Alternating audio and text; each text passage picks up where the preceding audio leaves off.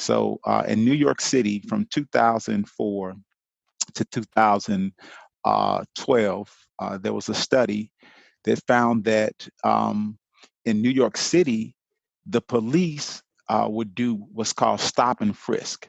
So say you're walking along a street in your country, the police could legally stop you and then ask you questions.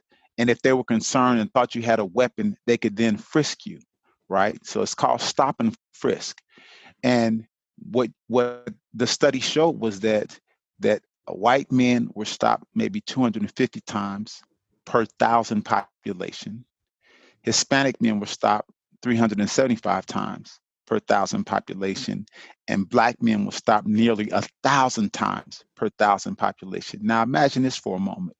If you're a Black person and you're getting stopped, the likelihood of someone discovering something that you're doing wrong is increased. If you use that same stop and frisk tactic in other populations, it is very likely you would discover things that they were doing. So not only is it the challenges in lower income communities that are real, that people live in crime and but the policing of all people, particularly Black people in this context, heightens the vulnerability of Black people to being in confrontation with police or engaged with police, because police are targeting them to kind of evaluate whether they're being criminal or not.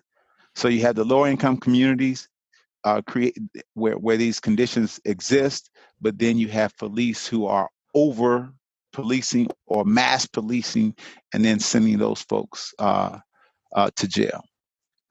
Yeah. So I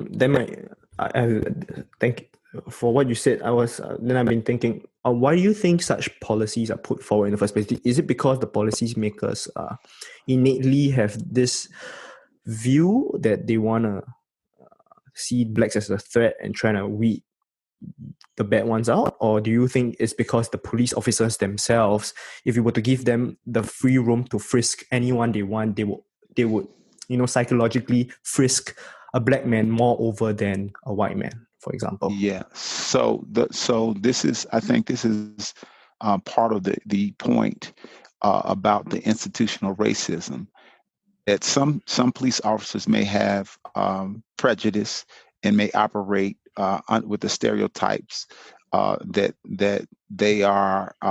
Blacks are more criminal than any other groups, that they do drugs, they are in gangs and violence more than any other groups. They may operate like that, but the institutional part is that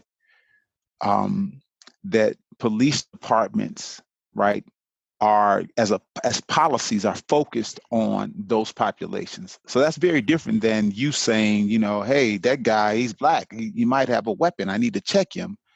Whereas where you're getting instructions from your leadership that say, listen, we're going to target on quote unquote problem areas. And those areas are where Black people are. And so then you heighten everything, the attention is there, right?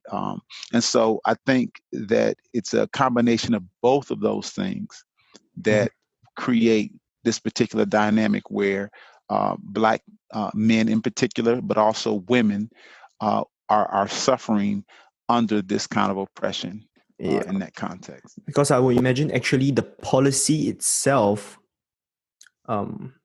if used correctly, is not necessarily a bad thing. The frisking policy, right?